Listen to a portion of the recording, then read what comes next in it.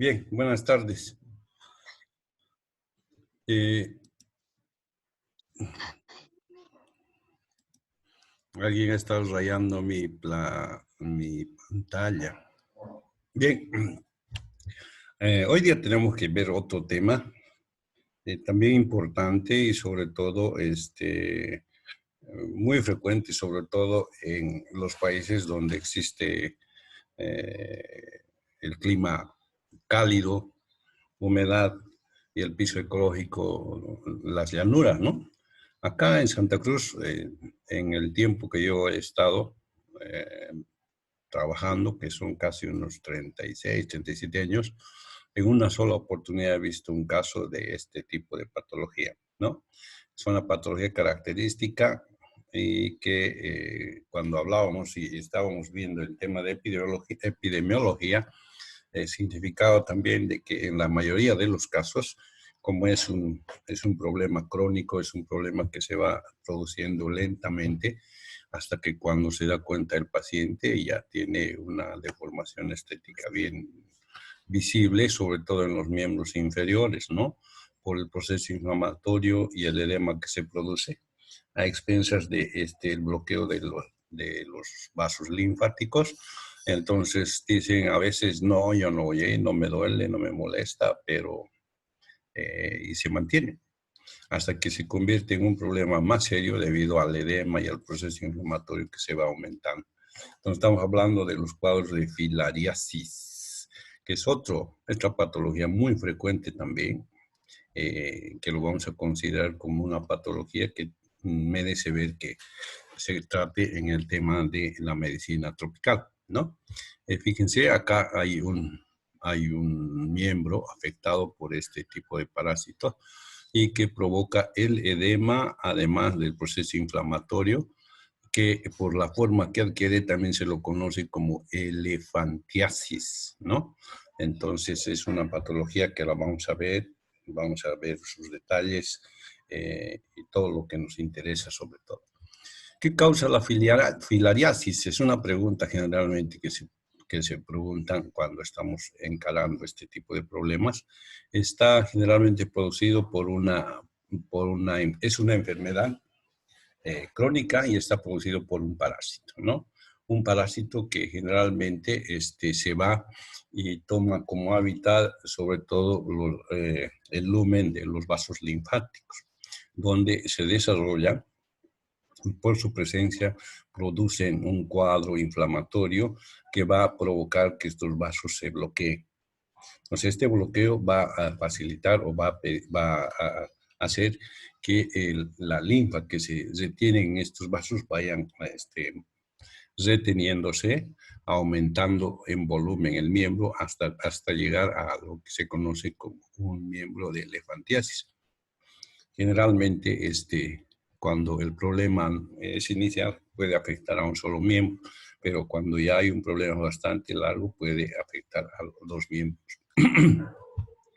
Y que generalmente les decía al consultorio no van muy seguido porque primero que la sintomatología de principio no es grave y que lo único que les obliga a ir ya es cuando ellos se dan cuenta que la deformación que se ha producido por el proceso inflamatorio y el edema que se presenta, entonces les obliga sí ir hacia el médico.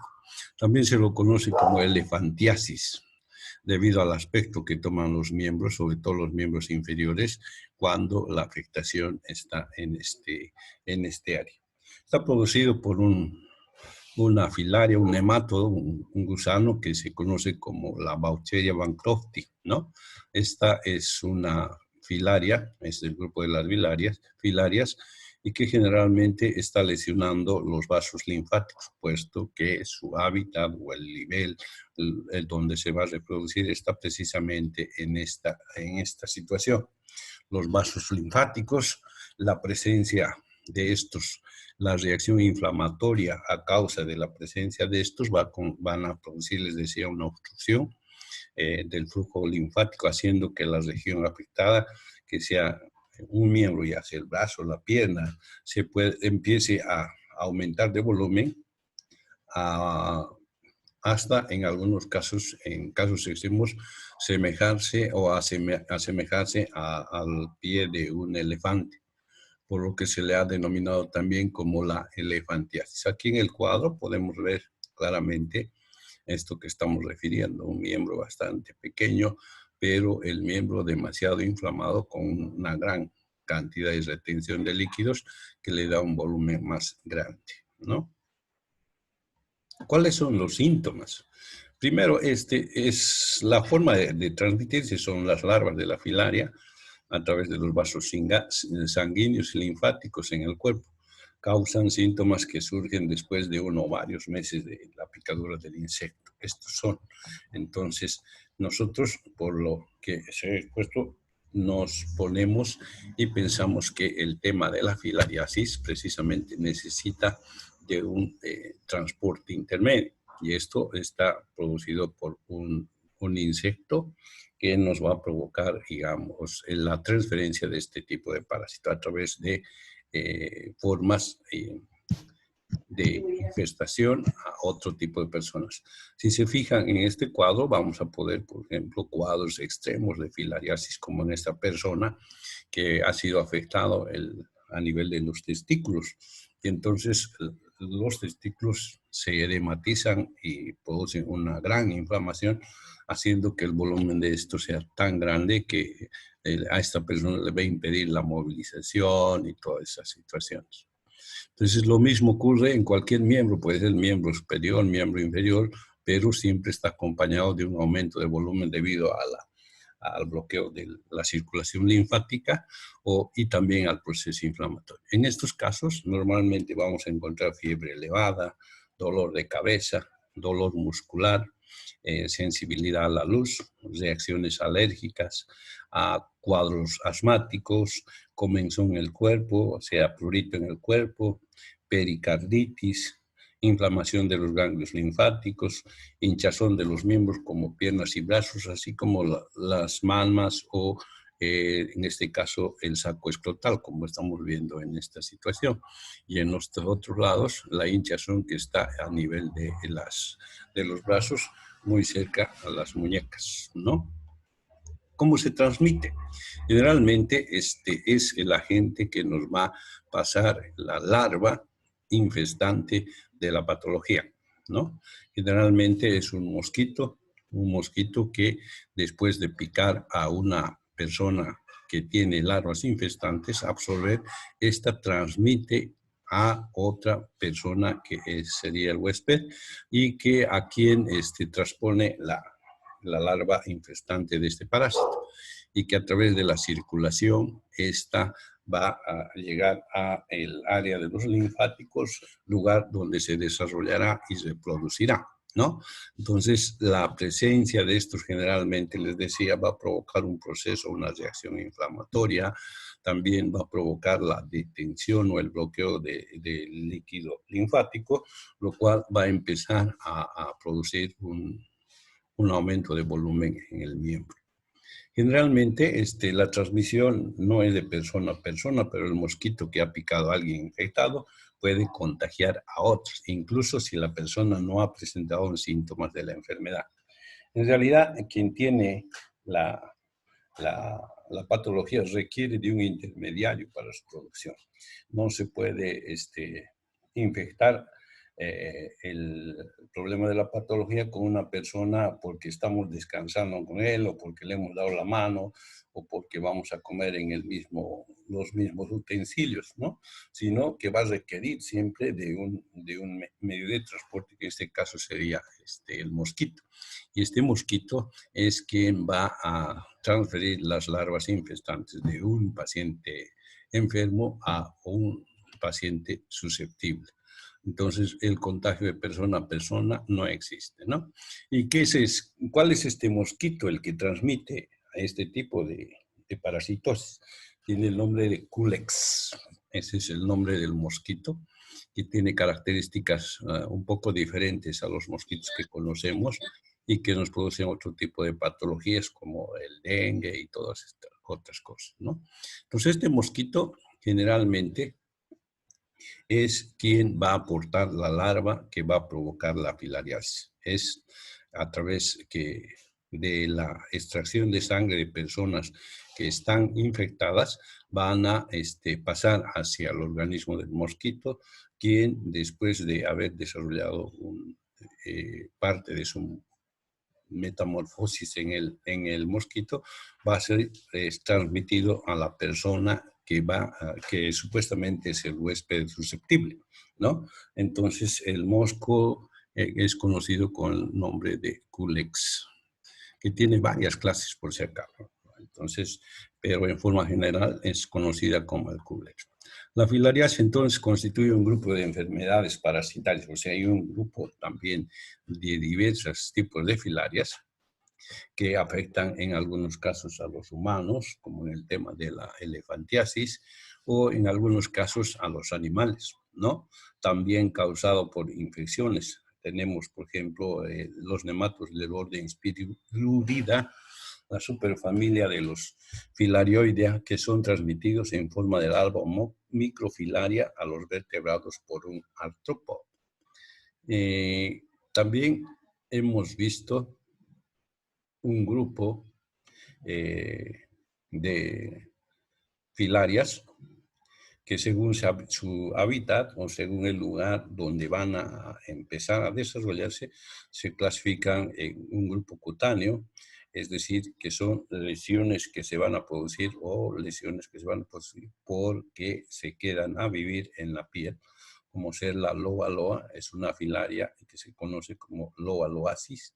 También tenemos la Onchocerca volvulus, que en alguna ocasión ya hemos visto, que generalmente está como huésped intermediario en los canes y que en las personas usa como un lugar de hábitat, sobre todo el globo ocular. En algún momento hemos visto gráficos donde la persona indica, estoy viendo que pasa algo, una especie de un gusano por mi vista. Y en realidad sí es la migración de un gusano, de una onchocerca que se está movilizando en el globo ocular. También tenemos la Manzonella streptocerca, y en el grupo linfático, justamente del cuadro que estábamos viendo hace rato, donde se produce por este tema la elefantiasis, está la Boucheria bancrofti y también la Brugia malai. Son dos tipos de este tipo de parásitos que nos van a producir este tipo de lesiones. En el grupo corporal tenemos la Manzonella pertans y la Osardi. Estas generalmente se caracterizan porque van que habitan principalmente a nivel de diferentes órganos del organismo. En epidemiología podemos ver este cuadro.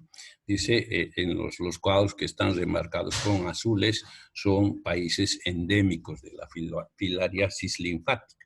O sea, lugares donde muy frecuentemente podemos encontrar personas afectadas por la filariasis linfática o la Boucheria bancrofti, que provoque bloqueo en los vasos linfáticos y los miembros se convierten por el aumento de volumen y proceso inflamatorio en miembros parecidos a los de los elefantes. Se le conoce como elefantiasis. Fíjense, en la parte superior de Sudamérica existe una mancha de este tipo, los lugares donde frecuentemente encontramos este tipo de casos, también en los otros lugares que están marcados en azul. Luego tenemos el área que está pintada con amarillo y franjas azules, donde se encuentran tanto los casos anteriores como también el tema de la oncocercosis, afectaciones sobre todo de este tipo de parásitos en los globos oculares. Está una gran parte de Sudamérica. Esto de Bolivia no es cierto. Existen casos de Onchocerca volvulus, sobre todo en la parte de la Chiquitanía, muy próximo a Beni y también a Pando, ¿no? Entonces no está bien referenciado este mapa que hemos sacado de un texto. Bueno, también hay pacientes endémicos para el óvalo, que son lesiones que afectan a nivel cutáneo. Lo vamos a ver enseguida. Y también existen países donde se ha verificado la eliminación del onchocerca, según la OMS. O sea, también ha habido actividades, sobre todo la administración de antiparasitarios que han permitido la eliminación de esta parasitosis en varias regiones. Si ustedes se fijan, hay varias regiones entre las que está, por ejemplo, sobre todo en África, donde la Organización Mundial de la Salud y muchas organizaciones no gubernamentales han desarrollado gran actividad sobre todo, ¿no? La del cuerpo es largo y tiene una longitud, varía según la especie, de 50 centímetros de diámetro, no mayor de 1 milímetro. Dos, tiene dimorfismo sexual acentuado. Hembra de tamaño mayor que el macho, generalmente. Entonces, a diferencia de otros parásitos, en esto tenemos los dos sexos diferentes, ¿no? La hembra generalmente expulsa larvas no huevos. Las larvas del primer estadio se denominan microfilarias, ¿no? Las que son generalmente absorbidos o tomados por artrópodos en este caso, principalmente las tipos de garrapatas que existen también los culicinios, o sea, moscos o mosquitos, los simúlidos y también los volvuloculicoides, que son un tipo de moscas que son vectores de este tipo de patologías, ¿no? Luego vemos esto que es el ciclo de reproducción de la patología que estamos viendo. Cuando estamos hablando de la filaria linfática, hemos dicho que estamos hablando de parásitos que tienen como hábitat principalmente el lumen de los vasos linfáticos. Y si estos vasos linfáticos están situados precisamente en el miembro inferior, es este quien va a sufrir el bloqueo y este bloqueo va a provocar un aumento de volumen por el edema que se produce de carácter linfático, más el proceso inflamatorio, lo cual va a producir sobre todo deformaciones. Muy frecuente encontrar también lesiones a nivel escrotal, sobre todo en los lugares donde la incidencia de esta parasitosis es alta, ¿no? En el caso de la oncocerca, en algún momento ya habíamos visto cuando estábamos haciendo la introducción a medicina tropical, lesiones donde veíamos que habían personas que afirmaban y que veían migrar a un gusano dentro del globo ocular. Si ustedes se fijan en este gráfico, es un globo ocular, podemos ver el tamaño de una filaria dentro del globo ocular. ¿Cómo se resuelve? La única forma de resolver este tipo de problemas es la extracción de estos a través de una técnica quirúrgica, ¿no? Entonces se va topando la punta y se va extrayendo de a poco. En el caso de la piel, del mismo modo, es agarrar una punta del parásito e ir paulatinamente envolviendo hasta lograr su extracción. Es la forma en que desarrollan su curación, sobre todo en los lugares donde no existía atención médica. Generalmente, cuando existe esta afectación en un grupo de personas, puede durante varios años mantenerse diseminado entre la población de un lugar. Pueden haber otro tipo de lesiones también que son afectadas por la piel y generalmente cuando existe este tipo de afecciones y no son resueltas, no son extraídas, generalmente las personas que están con esta situación van a perder la vista, ¿no? Aquí tenemos a un joven que, si se fijan, sobre todo el ojo derecho está totalmente destruido y lo único que hay un contenido blanquecino que corresponde a los líquidos que existen en el globo ocular. El resto de los órganos han sido totalmente destruidos porque esta onchocerca volvulus se alimenta de estos órganos que hay dentro del globo ocular. Entonces, hay una incidencia bastante importante en algunos países, sobre todo en África, que es una patología frecuente y que en la mayoría de los casos, sobre todo en niños que tienen animales, ¿no? El huésped reservorio generalmente son los canes. Estos son los que hacen que las personas también puedan adquirir este tipo de patología. La loaloasis es otro tipo de filaria, ¿no?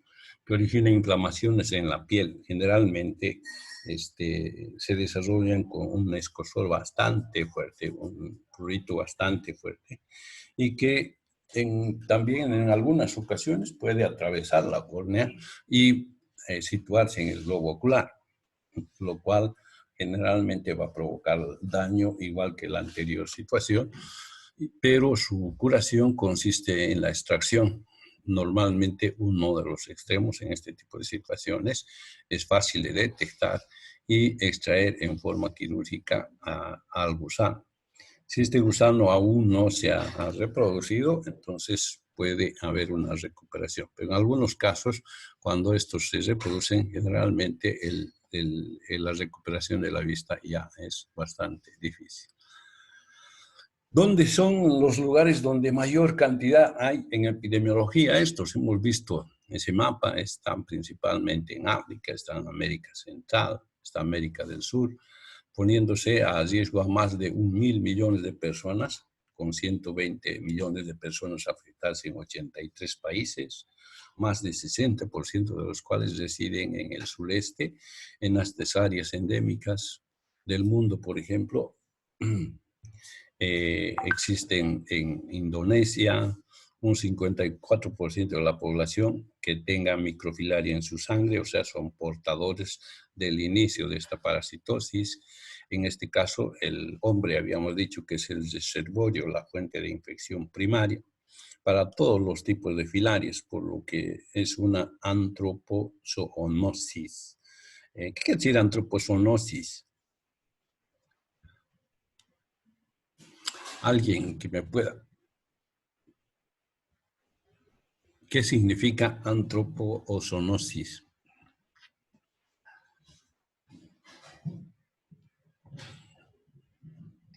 Aquella enfermedad que es transmitida del hombre al animal. Exacto, es lo contrario de zoonosis. Zoonosis. La zoonosis es una patología que se transfiere de los animales hacia los hombres. En relación a la zoonosis, hicimos nosotros una revisión bibliográfica con sus compañeros de décimo el año pasado y bueno, les dijimos primero que nos haga una lista de todas las zoonosis que conocen. Apenas llegamos a 7 patologías. Luego hicimos una revisión bibliográfica y al final quedamos con la conclusión que casi todas las patologías que conocemos vienen o provienen de los animales, ¿no? Y está confirmado, por ejemplo, si nosotros hablamos de la actual emergencia sanitaria, de entrada, las personas que estudiaron esto de la emergencia dijeron que estos provienen de los animales. Le culparon al murciélago, le culparon al pangolín, le culparon a las serpientes y una serie de cosas. Lo real es que este tipo de virus, por ejemplo, sí están presentes en los murciélagos, pero que son diferentes a este. Entonces, la idea es que uno de estos virus, al ser transmitidos al hombre, ha tenido una mutación, han cambiado de forma y se han empezado a desarrollar. En esa situación estamos hablando de una zoonosis. En este caso es que cuando una persona que tiene este tipo de parasitosis y tiene larvas que están circulando en la sangre y alguno de estos vectores absorbe esta sangre, entonces sí traspasa esta patología a través de este vector al otro paciente susceptible o a un animal. Generalmente en este caso hemos dicho que los canes son los que son reservorios, entonces pasan a este tipo de animales para que se reproduzcan. Entonces en este caso estamos hablando de una antropozoonosis. Entonces, en este tipo de parásitos es muy frecuente este tipo de situaciones. ¿Cómo vamos a hacer el diagnóstico? Sobre todo en la identificación de la microfilaria, y eso se hace en un examen de sangre, ¿no? En sangre o un examen también en la piel. Lo mismo que la identificación física del parásito. En algunos casos y en algunas comunidades, sobre todo de África, el tratamiento lo hacen con la identificación de un lugar por donde han ingresado o las señas que quedan pueden lograr conseguir agarrar uno de los extremos y en forma lenta van envolviendo a un un pedazo de madera, alguna cosa, y poco a poco van extrayendo. Una vez que se retira, entonces ha habido en muchos casos mejoría. Pero si es que no es el único parásito y hay otros, entonces es insuficiente el tratamiento. Pero uno de los tratamientos alternativos que sobre todo las poblaciones que tienen es la extracción manual de este tipo de parásitos al agarrar uno de los extremos del parásito, ¿no? Generalmente se han visto afectación de grupos familiares, sobre todo, ¿no?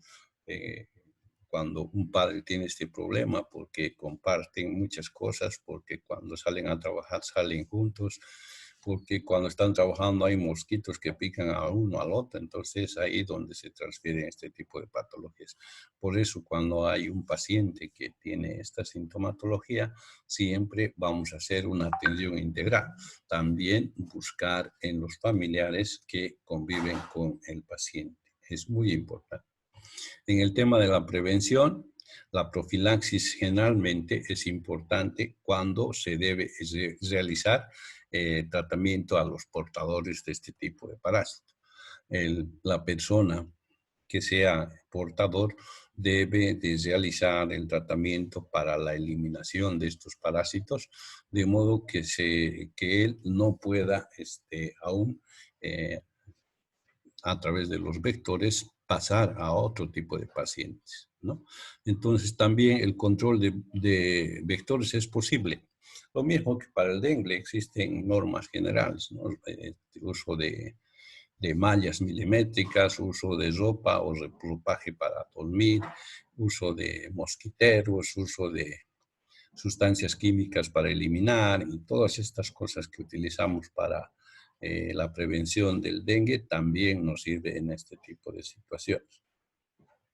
Finalmente, una de las cosas que ha dado mucho más resultado y en los lugares hace rato veíamos que decía que han habido lugares donde se han eliminado este tipo de parásitos, es precisamente a la eliminación de toda persona que era portador de este tipo de parásitos. Y también eliminar a todos los vectores y todos los huéspedes intermedios, sea canes o animales domésticos que estaban cerca de la casa, eliminar y hacer tratamiento a todos. Esto ha logrado que la incidencia de estos casos disminuya este tipo de patologías. Hasta aquí algún tratamiento, alguna pregunta.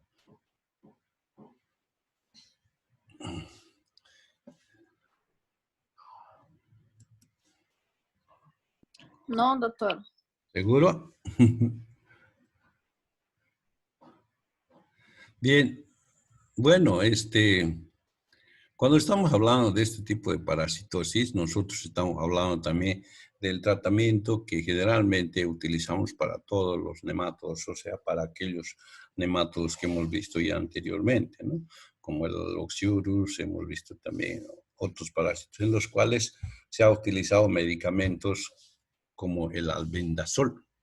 El albendazol es un medicamento, es un antiparasitario que es de amplio espectro.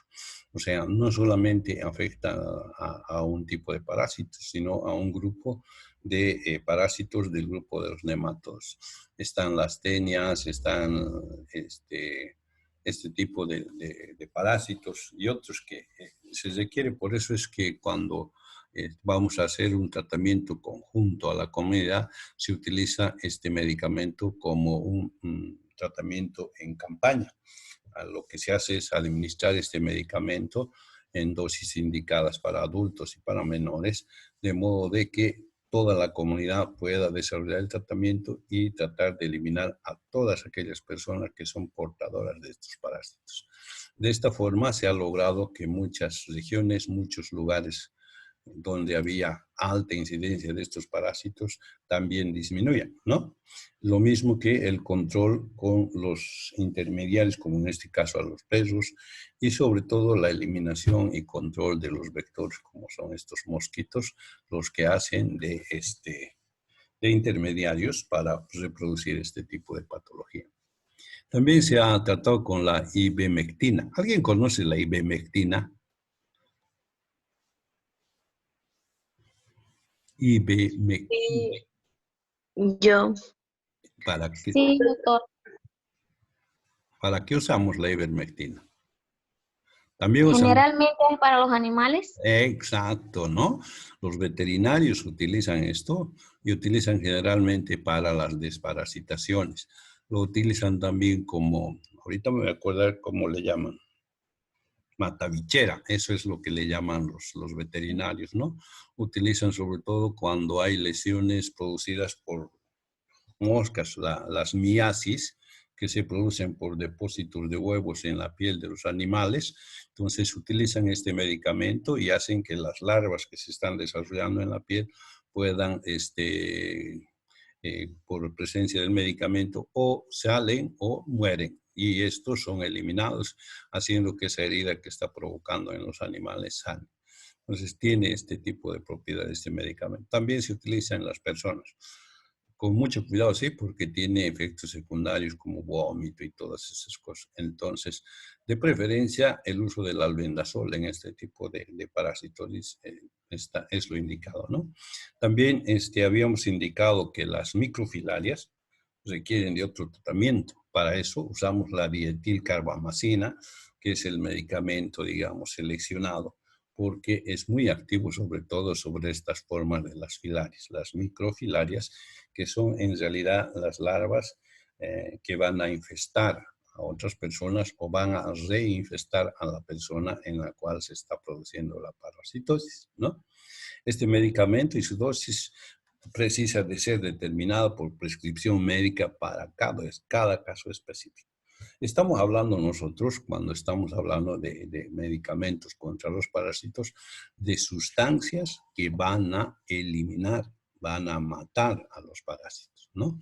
Y a las personas, sí existen algunas personas que también sí son afectados. Entonces requerimos de una dosificación y además de una forma de ver de que no sean sensibles a estos tipos de medicamentos. Porque a la final, si hacemos un análisis, vamos a ver que estamos utilizando sustancias químicas que van a, como plaguicidas y que de cualquier lado que le veamos también puede provocar daño a las personas, ¿no? Entonces, para eso tenemos que estar seguros que al administrar no tengamos efectos secundarios y que no provoque complicaciones en el paciente. Finalmente, hay la extirpación, les decía, el tratamiento quirúrgico, que consiste en la extirpación, en sacar a la filaria que se ve y que está cruzando por el globo ocular. Se conoce como nodulectomía. Entonces hay instrumental ya preparado para esto. El médico que va a desarrollar generalmente ya ubicado, ha visto el tamaño, el calibre y todo eso para facilitar la salida del globo ocular. Si es solamente uno, entonces mucho más fácil es la recuperación de este paciente. Pero en algunos casos en lo que hay uno o más, diré más de uno, generalmente la recuperación es mucho más difícil y a veces pudiendo complicarse inclusive con la pérdida del sentido de la vista, ¿no? ¿Y cuál es la causa?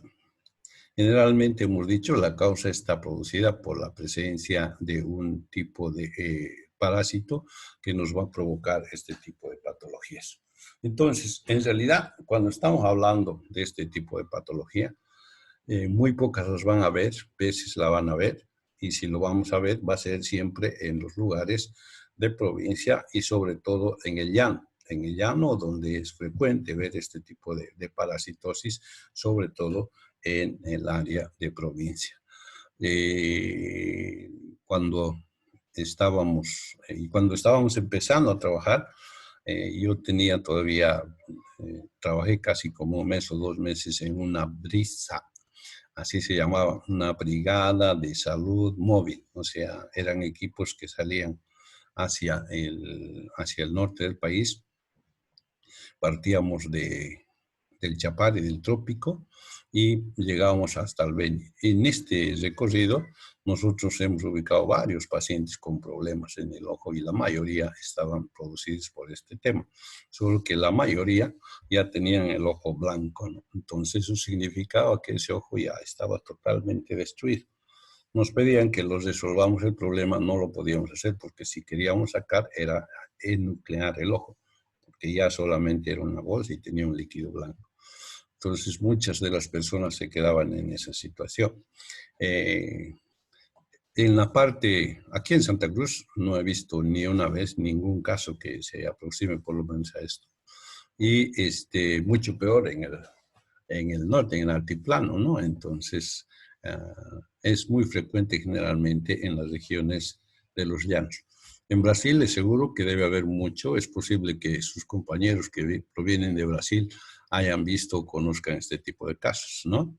¿Alguno de ustedes que vienen de Brasil ha visto este tipo de casos? Sí, pero cuando era una crianza, ¿no? Mucho tiempo atrás. Ya. O sea, pero algunas veces, ¿no? Porque estamos en la calle, a algunos les gusta ir al hospital.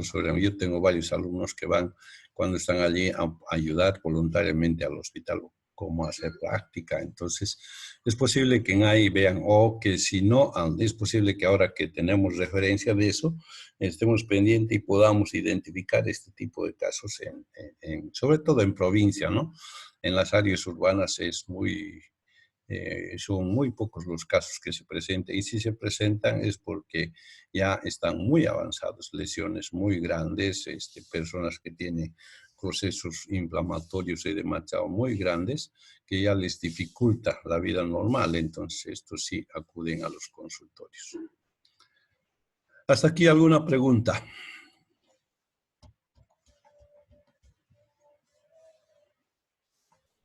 Si no hay, entonces este es un tema corto. Dejaríamos para la siguiente clase, que es ¿cuándo? ¿Mañana o el jueves? Jueves, doctor. El jueves estaríamos acabando Mañana. con la primera unidad y estaríamos listos para el primer parcial, ¿no?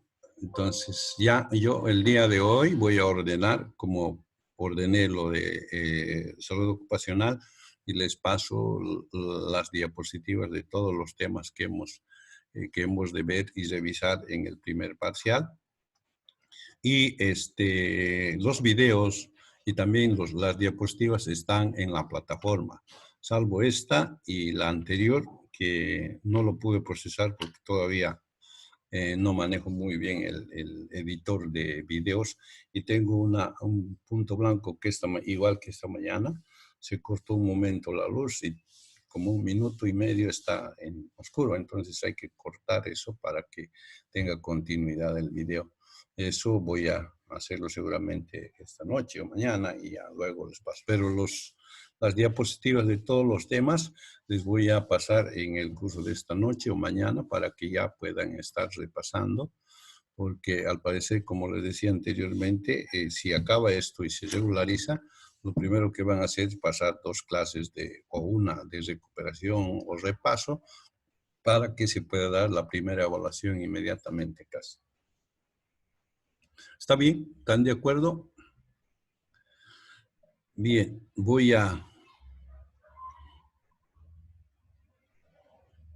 Sí, claro, doctor. Gracias.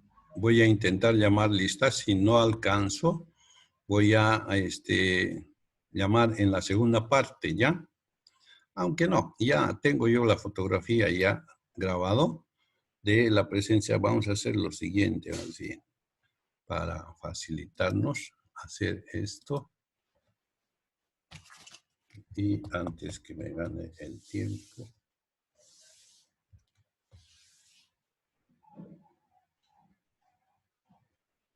Ahora sí. Acá. Saco mi foto. La siguiente.